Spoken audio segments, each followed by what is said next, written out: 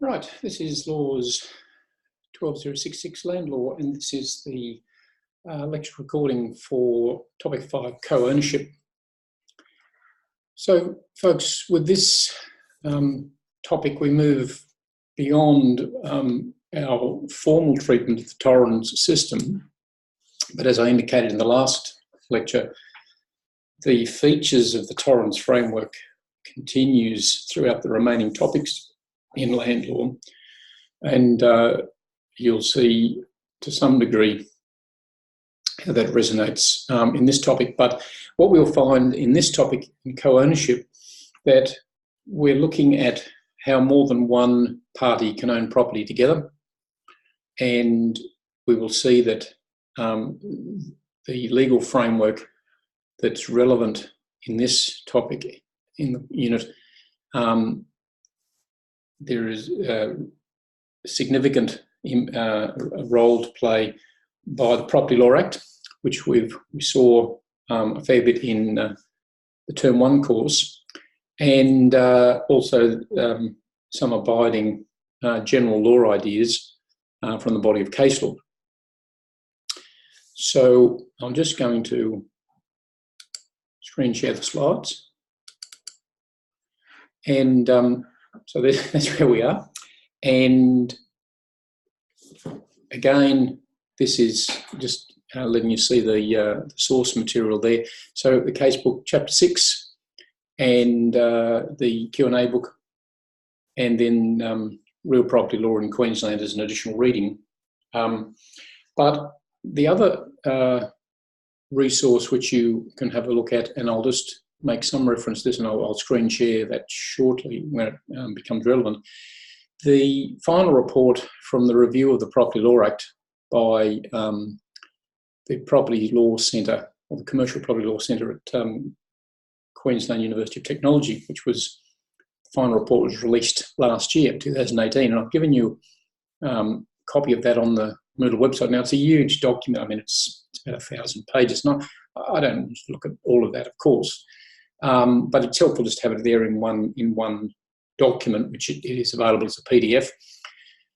Some of the topics that we look at where the PLA is relevant, there has been consideration by this review, which is a fairly systematic treatment of looking at reviewing that legislation, the PLA, and making suggestions for change as appropriate. And I'll just show you shortly where that's relevant in the context of what we're looking at in this topic. So what are we doing here? We're sort of trying to get a sense of this nature of co-ownership where, as I said, more than multiple persons or parties can own property together, how this is affected or regulated by the Property Law Act, and in relation to Torrens land, and as I've said previously, all private freehold in Queensland today is Torrens, then the impact of the LTA. What are the different types of co-ownership? And we're going to see that, essentially we're looking at joint tenancy and a tenancy in common. Now, we looked at joint tenancy to some degree in the Term 1 course, Foundations Property Law, and in that context, we also looked at it a bit in terms of severance of a joint tenancy and some implications of that. We'll revisit that and in slightly other ways. We're also concerned here to look at the rights of co-owners inter se, that is between themselves, and what happens when there's disputes between the co-owners, and in particular, what are those rights and those obligations where money has been expended on property, dealing with certain costs or disbursements or debts, maybe mortgage payments. What about if property's been improved? Okay, and that certainly can happen. But what if not all co-owners have participated in those decisions? What are the implications of that? To then look at processes of severance of a joint tenancy. With a tenancy in common, the shares are owned discreetly, so that's not such of an issue. How can a co-ownership be brought to an end, be terminated?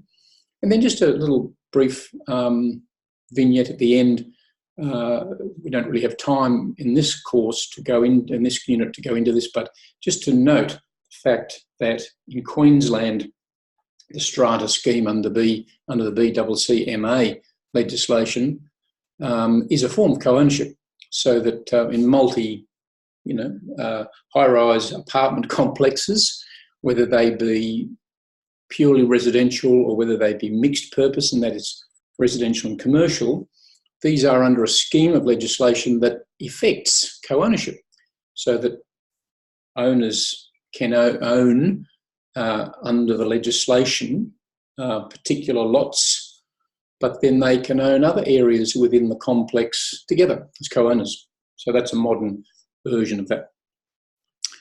Right, so let's soldier on.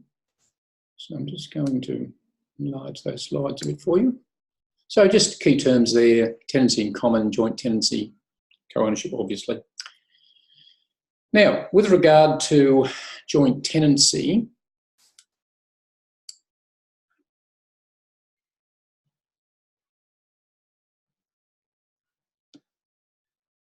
we have what is referred to as the 4 unities, and you can just review the notes and the discussion in your casebook in relation to this, and you'll see that starting on page 592 of your casebook in terms of essential features of a joint tenancy. So these 4 unities, we refer to these unity of time, unity of title, unity of interest, and unity of possession. The essential point here is the joint tenants have these unities simultaneously, and as you can see, if you have a look at the notes, then you can see there that I point out from another resource that each joint tenant owns or is seized of the entire interest subject only to the rights of other tenants. And it is expressed through these unities of time, where the title is vested and created at the same time in all the joint tenants, of title, that we've got the same document and the same quality of interest shared by all of the joint tenants. The unity of interest, they have the same interest in the land, fee simple, potentially, or something else, possibly. And there's unity of possession. That is, the joint tenants are entitled to possess the whole of the land. Now, this last one actually becomes a bit interesting when one of the joint tenants is out of possession and yet continues to be a co-tenant as under a joint tenancy, for example, but not only in a joint tenancy situation. What implications does that have? That's possible in terms of rights and responsibilities that we'll get to in due course. Now, another really important feature of the joint tenancy, which isn't part of tenancy in common, is what's referred to as the jus as credendi, and that's the right of survivorship. And you can see the right of survivorship outlined for you in your casebook at page 592, and I've also explained it in the notes. Essentially, what this means is that, say, hypothetically, we have, in a classic scenario, we have the 2 persons in a relationship, could be marriage, could be another, other type of continuing relationship, and one dies before the other. So one survives and one has died or passed away.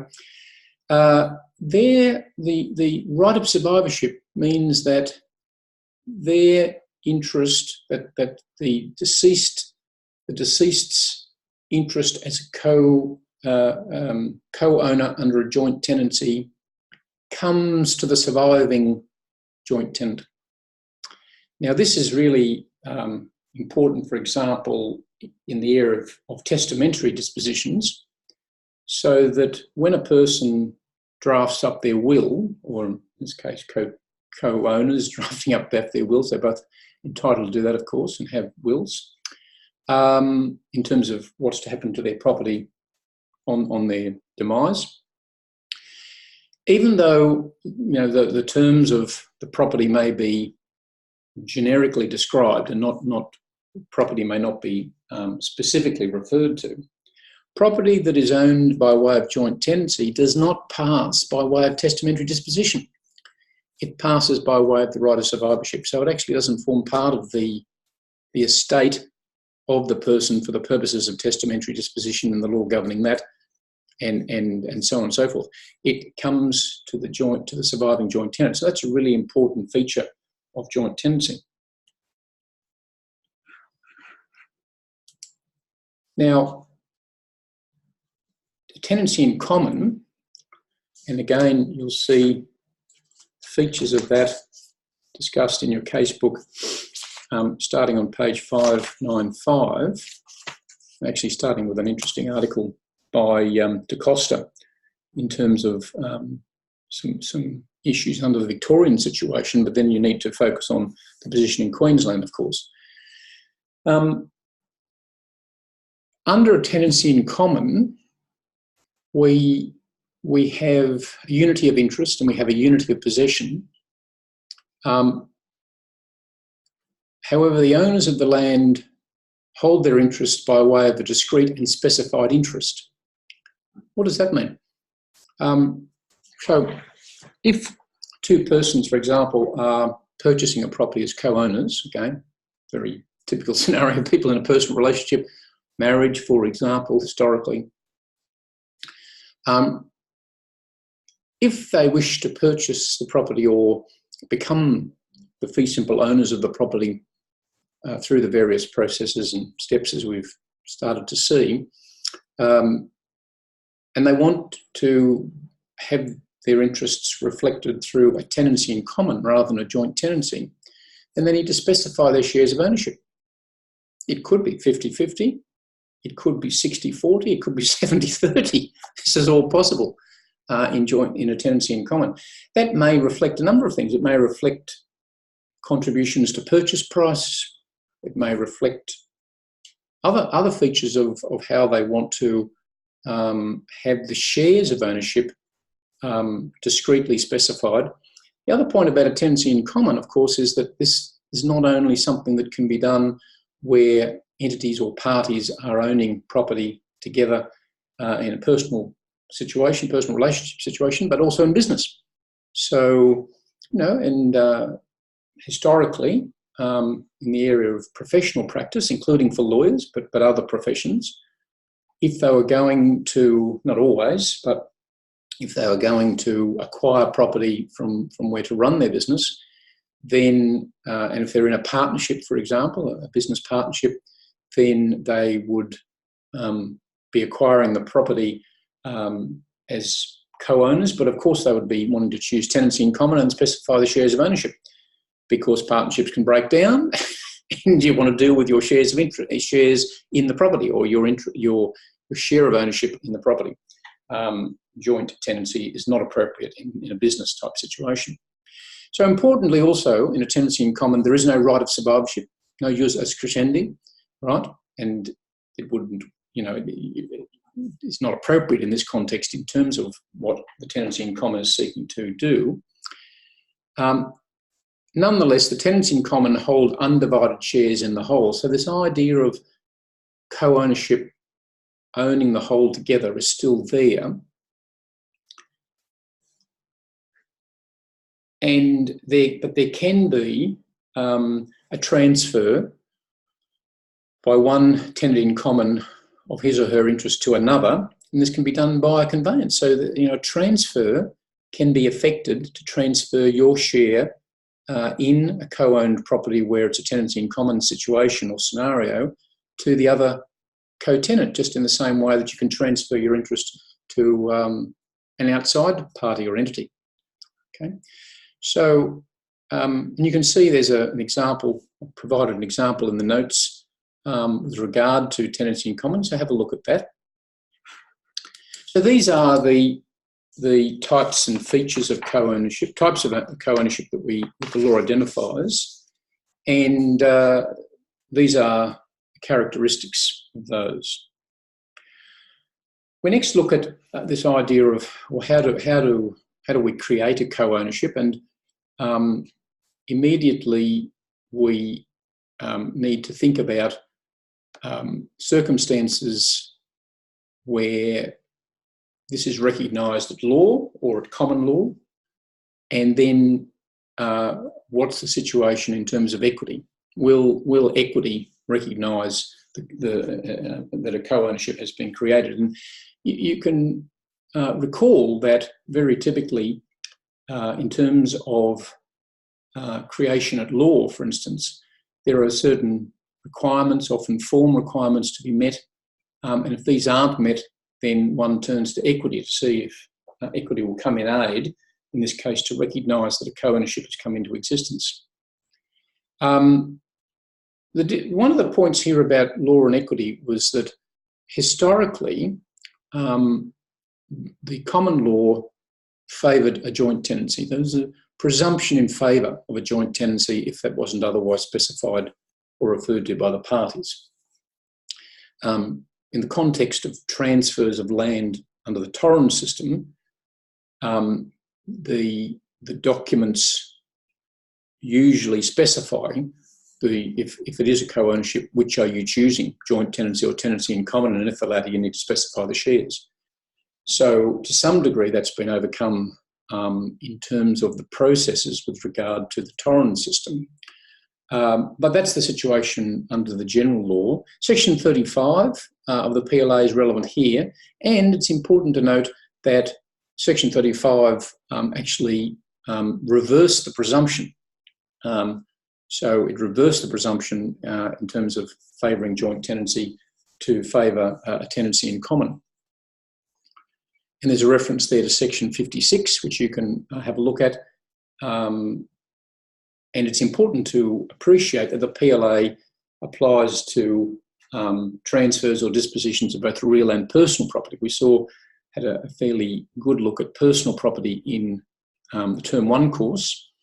So just remember that, sometimes we're looking at aspects of the law. It can relate to both, but often there are separate frameworks of law governing land and personal property, as we've seen, but not in every situation.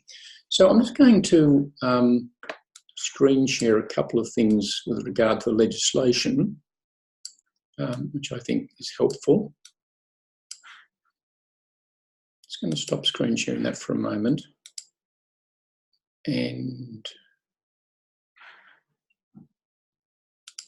just going to screen share the legislation. So you can see there's Section 35, and a disposition of the beneficial interest in any property, whether with or without the legal interest, two or for two or more persons together beneficially shall be construed as made for them as tenants in common and not as joint tenants. So 35 sub 1, there's the reversal of the presumption. Notice a bit further down in sub 3, there's a reference to the Partnership Act. So this again involves the situation of a business situation involving business partners. All right. So just be aware of Section 35. We'll have a little bit more of a look at a couple of the other provisions of the PLA shortly. I just want to stop screen sharing that, and I want to take you to this document. And this is the review of, you can see just down the bottom there, no, it's not. Okay, this is the review that I was referring to by Queensland University of Technology, the Commercial Law Centre there, of the Property Law Act. And, I said it's an extensive document, but there's a good index at the front, table of contents, and you can just have a look at the topics that relate to the topics that those sections or parts of the Property Law Act that have been reviewed, where to find that in this document, and in terms of the topics that we're considering, and co-ownership is one of those. And you can see here that there's a reference or discussion of Section 35. You can have a look at that. Gives you a bit of background, highlights the provision for you, gives you a bit of context, which is good. Moves straight into showing you the situation of businesses, partnerships, and looks at any issues with the section. You know, we're reviewing it, we're revising it. Are there any issues? Do we need to think about things? Very good point about this review is that it looks at what's going on in other parts of the country, in other jurisdictions. Very helpful. And if it sees, you know, you read through the report, various aspects, parts of it which I've done, you'll see that if there is a development in another jurisdiction that's useful and reform-oriented, then the review is recommending it. In some cases, other jurisdictions have followed Queensland. Okay, so and then at the end of it, you can see very helpful. There's the recommendation is listed. In this case, Section 35 should be retained. Good, no problem. We'll just come back to that shortly. Okay, so that's just helpful, I think, to have a look at that as we progress. So we'll just go back to the slide. So that's creation of a joint tenancy at law. In equity, now, unlike the presumption at law of a joint tenancy, the presumption in equity was of a tenant in common. You can see this is discussed starting on page 598 of your casebook. You can appreciate that the reason why a court of equity or equitable principles, equitable jurisprudence, put it like that, why it is preferring as a starting point a tenancy in common, because basically it means that those co-owners have control of their own shares in the property. And it's not, things aren't occurring by an assumption of law, but people are, those parties that are co-owners are making their own decisions about how they're to own the property and in what shares. And a more flexible approach was also adopted. Now, a case that's relevant in this situation is the Malayan Credit Jack Shear decision. You'll see that in your casebook at 6.17 capital C starting on page 599. That's in a business situation scenario, the Malayan credit case. And what we found in that situation, you can see there from the slides, that we had unequal contributions to purchase price, we had mortgages, we had a partnership on foot, and the outcome from Malayan Credit is that in commercial situations, equity will always presume a tenancy in common, right? Because that's the most relevant type of co-ownership for a business situation. And you just note, and you can see there from the notes, that there's, in the Malayan credit case, there was also mortgages on foot, as there most typically is, because property needs to be funded when it's purchased or acquired. And so that source of funding needs to be secured against the land. That gives rise to a mortgage. Borrower and lender, mortgage or mortgagee. We've already seen the mortgage come up, in the unit. We still haven't done the law of mortgages, and you're probably saying, Michael, why aren't we doing the law of mortgages early?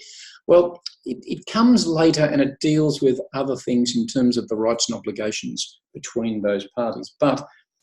And that is, mortgage or mortgagee. But it is true that in land transactions, mortgages are very much often in play, if not the transaction that we're focusing on. And then we're looking at that not in terms of all of the rights and obligations between the mortgagee, mortgagor, but just in terms of the various other aspects and features of land law in the context of that type of a transaction, because it is very typical in land dealings because of the need to finance those dealings and acquisition and transfer of interest and so on. You can see just in the notes that there's a reference there to section 93 of the PLA. That's in relation to mortgages and joint account clauses in mortgages. So just you can have a bit of a look at that. Now, the next slide really is just a bit of a summary form of the implications of the various features of Part 5. You can see there sections 33 really through 33 to 36 and then 37 to 43. And I've picked out some so that you can see there's some reform there around statutory trusts for sale and petition. So the legislation has been reformed, 37 capital A and 37 capital B. And there I've also just highlighted the joint account clauses under mortgages, which is governed by section 93. So just before we get on to that, I just want to go back to the legislation.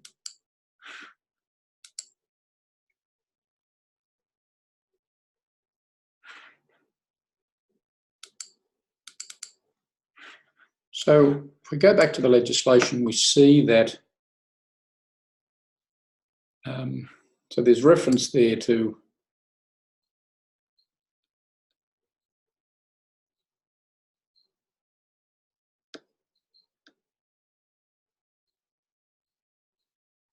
Part 5, concurrent interest co-ownership, dealing with that general area. 33 forms of co-ownership. 34 with regard to corporations, we're not so concerned with that. 35, construction and disposition of property, we've looked at that. 36, tenants in common of equitable estate acquiring the legal interest. You can have a look at that. And then when we come to Division 2, which is 37 to 43, you can see there that this is dealing with areas in terms of how can a statutory trust for sale be set up?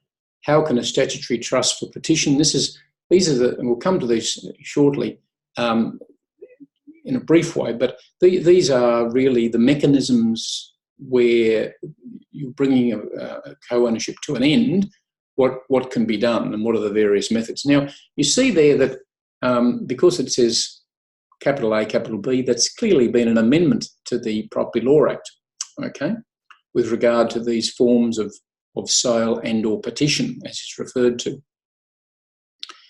And then further provisions dealing with what occurs under those situations. Now, I'm just going to go back to the report.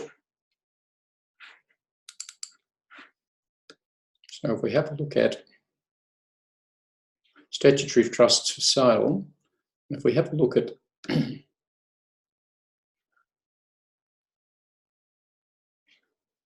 can see discussion there regarding what's going on in other parts of Australia.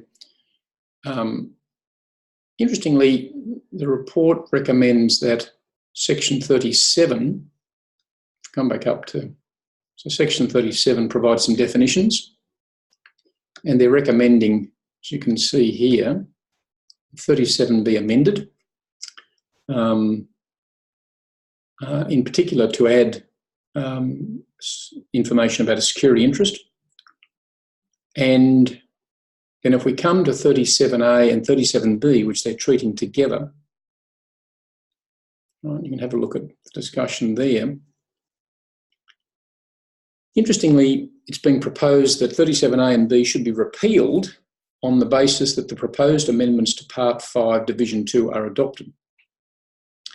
So you need to just have a look at what's being proposed there. But just remember, this is not the law at the moment. These are just proposals. They haven't been picked up yet. So just you can have a look at this section, and in regard to the issue of those changes that are being proposed. And it's just an indicator that the law doesn't stand still, it evolves. And as we've seen already with regard to the impact of electronic conveyancing and so on, Processes can evolve and change, and that we need to keep up to date with those. We also need to keep up to date with changes to the law. And as I said, these are proposals at this stage, and you can have a look at those and think about the impact of those as they might go forward. But we are needing to think about and come to terms with the current legal framework as it is at the minute. But be mindful of those proposals for change. So we'll just go back to the slides. Right, so what we then move on to look at is the rights of enjoyment between the co-owners.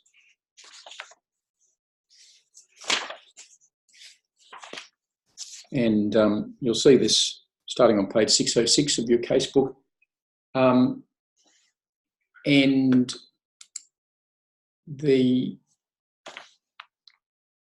you've got here three. Yep. So in terms of rights of enjoyment, we've got sort of three ideas. We've got rights of occupation, we've got accounting for rents and profits, and we've got compensation for repairs and improvements by one co-owner. That's under the assumption that the other co-owner wasn't, they weren't all involved in those decisions. Now you can see, I've given you some discussion around these themes in the notes, and the point here is that there are rights of occupation in the first instance there by co-owners, and where they have this notion where they have an undivided interest in the land, and therefore that undivided interest means that they have a right to use and enjoy the whole of the land together.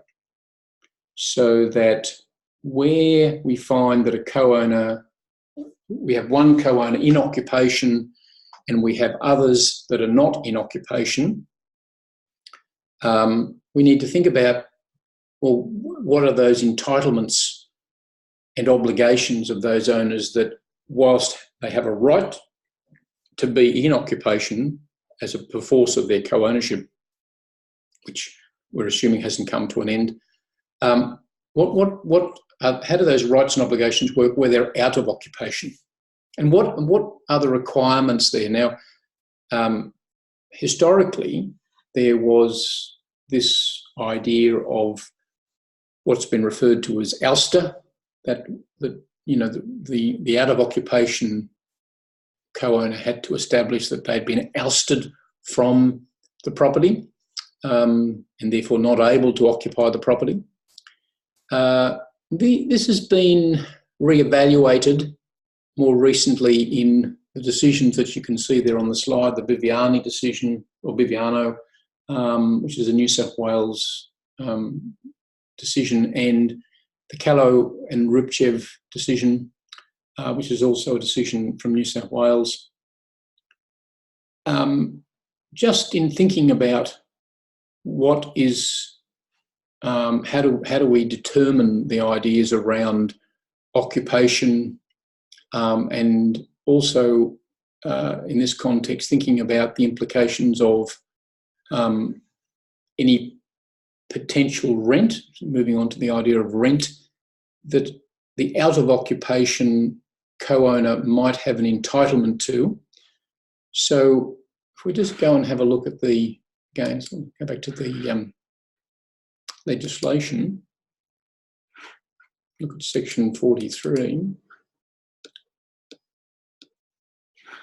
We'll see there liability of the co-owner to account. So a co-owner shall, in respect of the receipt of the co-owner of more than the co-owner's just or proportionate share, according to the co-owner's interest in the property, be liable to account to any other co-owner of the property. Okay, and there's what does co-owner mean in this context? And that's important to appreciate. So this idea of the receipt by the co-owner of more than the co-owner's just or proportionate share according to the co-owner's interest in the property. Now, they own the property together, but they are co-owners. So if some of those co-owners, let's assume one, have to have a minimum of two, of course, is out of occupation, and we find that there are various things happening with regard to the property that's bringing in rent or profits, for example, all of the co-owners should share in that and benefit from that, not just the one that's in occupation. So we go to the legislation in that context, and you can also go and have a look at the, again, the QUT report on the review of that, have a look at what they've got to say about section 43.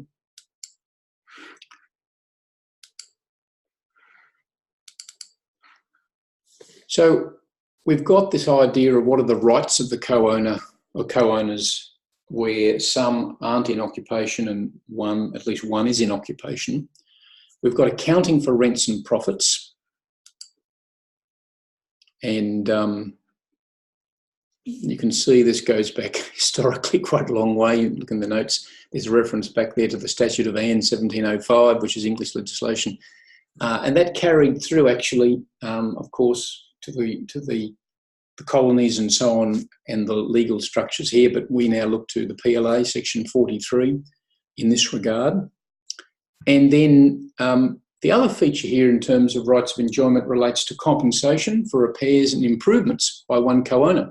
So if a co-owner who's in occupation is doing things with the property, repairing it, undertaking maintenance, adding to the property, adding buildings, enhancing the property by way of improvement, what are the obligations there? And there's a reference there to the decision in Brickwood and Young, and you have a look at that case.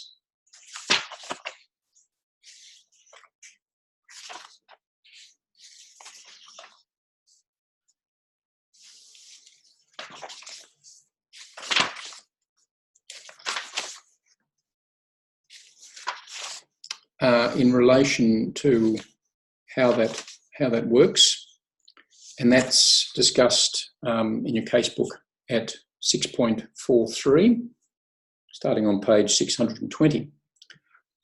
Certainly there is a requirement, but what is the nature of that requirement? And one needs to look at, again, situation under common law on the one hand and situation under equity on the other, which is the jurisdiction which you're seeking to enforce these rights and obligations.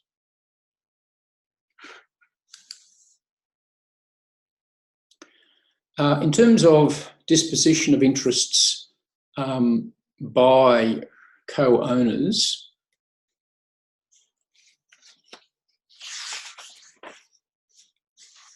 and so discussing your casebook starting on page 623. And basically, we've got this statement from Victorian decision in Headley and Roberts, where a joint tenant or a tenant in common can encumber his interest in the land so as to compel his co-owner to submit to the encumbrance if the encumbrance does not interfere with the right of the co-owner, possession of the land, and his other rights with respect to the land. So we find that this is possible, and basically a co-owner under either of the forms of joint tenancy can do things in relation to the land to encumber the interest, which will affect also the interest of the co-owners. And you can have a look at that discussion there, as I said, starting on page 623 over to 624 in your casebook. Just also note over on page 624 the more recent decision of Bondi Beach Astra and Gora, which is a more recent New South Wales Court of Appeal decision, just in relation to this in terms of the general notion of alienation. Now we'll look at alienation a bit more closely in the next topic, in topic 6.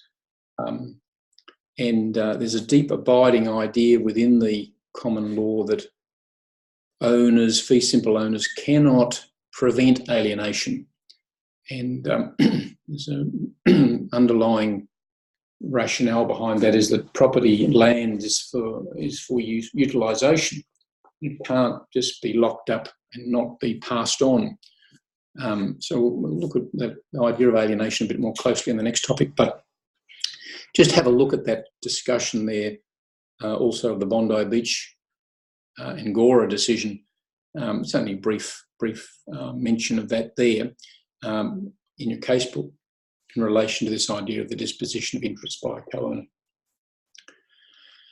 So that then brings us to the idea of severance.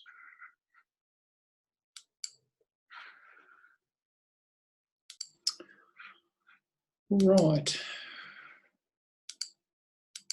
So we're just dealing with severance of joint tenancy. You can see there from the slides that this occurs where one of the four unities no longer exists. So those unities of time, interest, title and possession, if they no longer abide in terms of what the co-owners are enjoying together collectively, then that means that we no longer have a joint tenancy. And the law refers to this as the joint tenancy having been severed.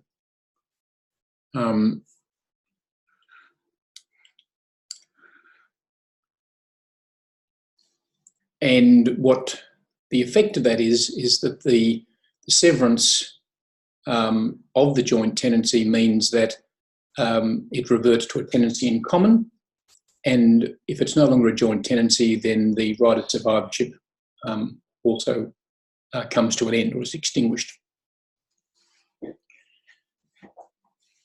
It's important, again, just to be aware that with regard to the Torrens system, that you need to go through the steps and stages to bring that realisation into effect on the register. It just doesn't happen by way of osmosis. And so there will be a need for a transfer to be lodged to change the details in the register, because otherwise it will continue to reflect a joint tenancy, and that isn't the situation if it's actually been severed according to law. It's, as I point out in the notes, it's important to see how this idea of alienation in the context of a joint tenancy occurs both at law and in equity. So equity will permit a severance of a joint tenancy in the situation where there has been no effective severance at law. So even though you haven't met the requirements under the common law for a severance, equity may well say, yes, this has occurred. Now, we've already seen in property law, the Term 1 course, where this arose. So we have seen, for example, the decision in Corrin Patton, and that again is discussed in your casebook, case extract 6.53 capital C.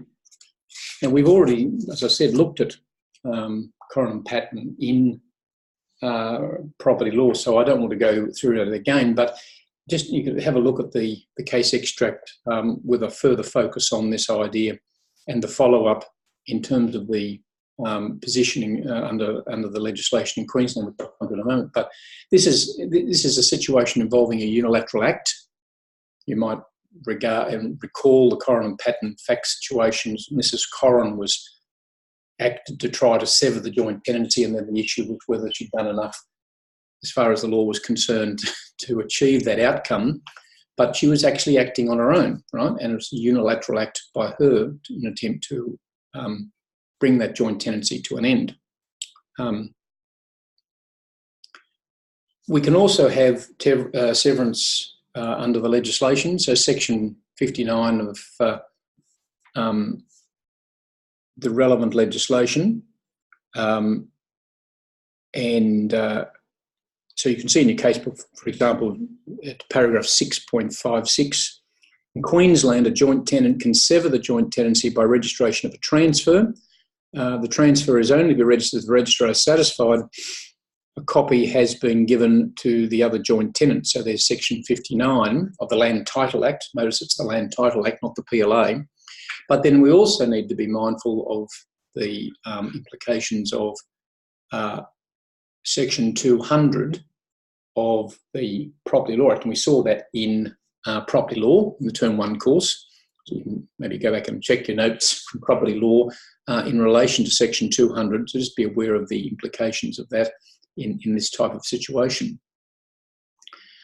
You can have severance by transfer to a stranger, and you can have a look at how that takes place.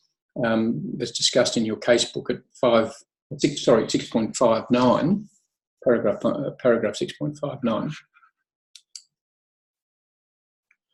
We can also, the joint tenancy can be brought to an end pursuant to a declaration of trust. And you'll see that, again, this takes us back to an aspect we covered in property law, and that is sections 11 and 12 of the PLA in Queensland, Property Law Act, by declaring a trust interest, then this will also lead to a severance of the joint tenancy. Just, have a look at that area. Does the grant of a mortgage or a lease sever a joint tenancy? Fries and Unger decision 1960. Again, you'll see that in the Facebook discussed at 6.61 and following. And Fries and Unger in particular discussed at paragraph 6.63. And to see what the outcome there is in that particular decision. We can have severance by agreement. And again, have a look at your casebook 6.64. And interestingly, some Queensland decisions discussed there, including recent Saliba and Wilk, which is a 2007 Queensland Supreme Court decision, but other decisions from Queensland also discussed there. And also be mindful of the Family Law Act. And again, you can see over on page 632 a reference to section 87 of the Family Law Act in terms of an agreement that can be initiated under the legislation. So just have a look at those materials with regard to severance by agreement. In relation to severance following a course of dealing, paragraph 6.68 of your casebook, and just have a look at how that's referred to and what is discussed there in terms of what is meant by a course of dealing. Again, these are just dimensions of the methods of severance for completeness that you need to be aware of. They don't always arise, and some of them are a little bit more, less common than others. The one that's a bit interesting, I suppose, it always presents as a bit interesting for everybody, is this idea of severance following homicide. And that's discussed in your casebook on paragraph 6.70, where the Rosmanis and Jurowicz case, the New South Wales 1968 decision, is documented. This raises the issue of, well, you can have situations of persons being in a relationship and being co-owners, very typically. Then you can have terrible things happen, and you can you can have one of those parties killing the other, murdering the other in a tragic domestic violence scenario, and in our society today, we find not necessarily, thankfully, getting to that point, although there are instances of that even recently. Those circumstances of domestic violence can lead to these horrendous outcomes. Well, apart from the criminal law, of course, being necessarily involved in that process and in dealing with the actions of perpetrators of grievous crimes, what is to be done in terms of property law implications? Because the murderer may well be a co-owner with the victim of his or her crime, who was fellow co-owner. And if they were joint tenants, well, if you followed strictly the property law, and you said that the right of survivorship applies under a joint tenancy, that means the murderer would get the whole of the interest in the co-owned property. Well, in the Rasmanis case, we found that the court was saying that if there are two joint tenants, one of whom is murdered by another, the principle that a wrongdoer should not be entitled to benefit from his or her crime will prevent the wrongdoer taking survivorship in equity. At law, the principle of survivorship will operate so that the murderer will be entitled to the whole interest, but a constructive trust will be imposed under which the legal owner will hold a half interest on trust for the deceased joint tenant.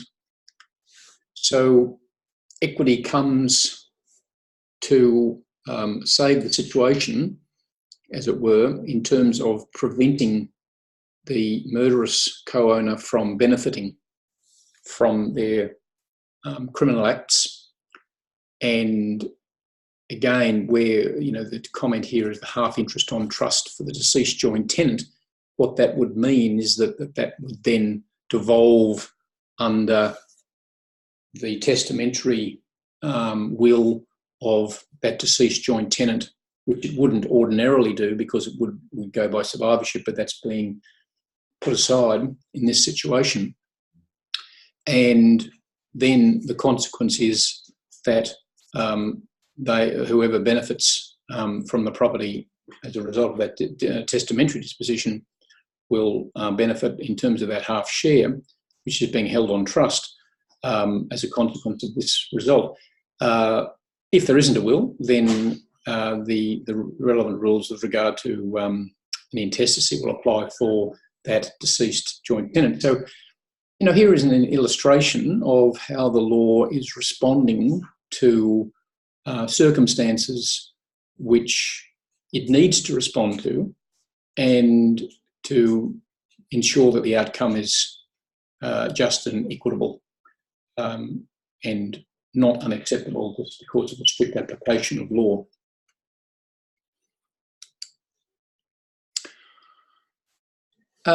Some last remaining ways in which a joint tenancy can be severed by court order. So an order can be sought from the court in relation to severing that. And you can see that, have a look at that, discuss it, 6.74 in your casebook. And then also upon a bankruptcy. And here we have relevant legislation, the bankruptcy legislation, Bankruptcy Act 1966, Commonwealth as amended, and Section 58.2, which is discussed briefly down at paragraph 6.75. So just have a bit of a look at that. Again, as another method in terms of these several ways in which a joint tenancy can be severed and thus be brought to an end.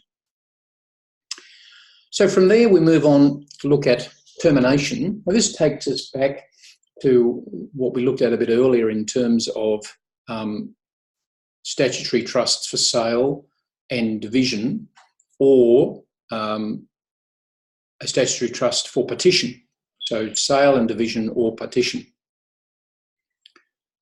And just be mindful that as I point out there at the end of that slide, that petition is different to the remedy of sale, and so just be aware of that.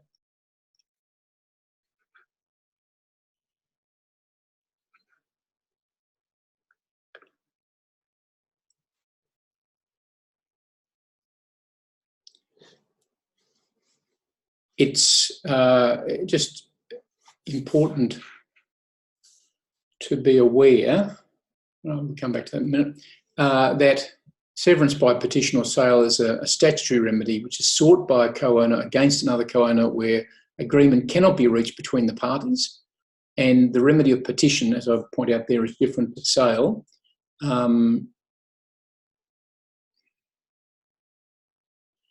And again, the relevant sections of the Property Law Act deal with this, these different ways in which the property, the co-ownership can be terminated.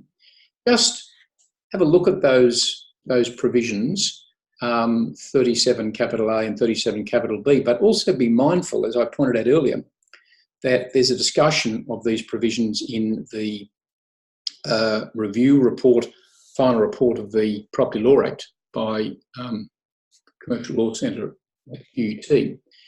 And they're actually proposing that those provisions be removed in light of other changes that they're proposing. You might like to just have a look at that. Again, that's not the current law, but it's proposed, and what's the rationale behind those proposals, and think about that in terms of reform in these areas of the law. It's always very important, people, to have an eye on reforms that are on foot. These can come up in unexpected places, like assessments, for example. In policy-style questions. So always have an eye to these areas of reform that are enlivened in terms of, why is it that we need to reform this area of the law, and what's the rationale as we ever seek to improve and clarify the position of how certain situations are regulated. Our last point is just to, as an illustration, really, we haven't got time or space to go into this in any detail, but be mindful that the strata title type situation in Queensland is governed by the body corporate and community management legislation, and that's gone through an amendment reform process itself. And how does co-ownership arise there? Well, basically in a multi-storey dwelling, which is what the strata title type legislation is designed to make provision for, where basically what an owner of a particular unit in the complex owns is the encased airspace, valuable airspace, because you can actually sell it on the market, okay, and you own, the specific ways in which the legislation explain what you own and surfaces that encase the space within the unit. So you individuals, or it's possible for more than one individual, of course, to own the fee simple in that, in effect, under the governing legislation, and so you are the whole owner of that.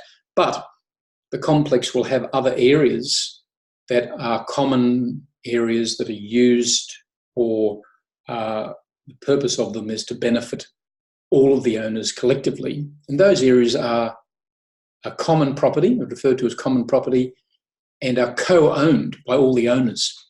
So that is a modern illustration and application of the idea of co-ownership. Another modern idea in terms of the application of co-ownership, and we might find a way to touch on this when we come to the topic on social and affordable housing toward the end of the unit, that in that context, because of the cost of private freehold, in the area of social and affordable housing, there is some shifts and moves to try and use the co-ownership mechanism to enable people to get access to ownership where they would not otherwise be able to purchase the whole interest in a property, so that they could potentially be co-owners with the government, the relevant government agency. They could be co-owners, for example, with a community housing organisation that manages housing stock, for instance. We'll see more about that when we come to that topic later in the course, but that's another way in which this area of the law, which has existed for a long time in property law and land law, is finding more modern application in the current period. Right, so what we've done here is we've just stop screen sharing that. I think we've looked at the ideas that underscore the idea of co-ownership, and we've considered various provisions of the Property Law Act, or the PLA, and also some provisions of the Land Title Act in regard to Torrens land as applicable in the context of co-ownership. We've seen that we can talk about co-ownership in terms of joint tenancy and tenancy in common. We've also seen that we need to think about the rights and obligations inter se between co-owners and how the law governs that. How do we sever a joint tenancy, and what are the consequences of that? What are the various methods of severing a joint tenancy? How might a co-ownership be terminated, either through sale or petition under the PLA today in Queensland? And then lastly, we've just looked at that example under the BCCMA legislation with regard to strata title type situation in terms of an illustration of, if you like, the principles of co-ownership in action and with a modern application. There we are, folks. That's the topic on co-ownership. And we'll soldier on with the next lecture on alienation and the rule against perpetuities. So, bye for now.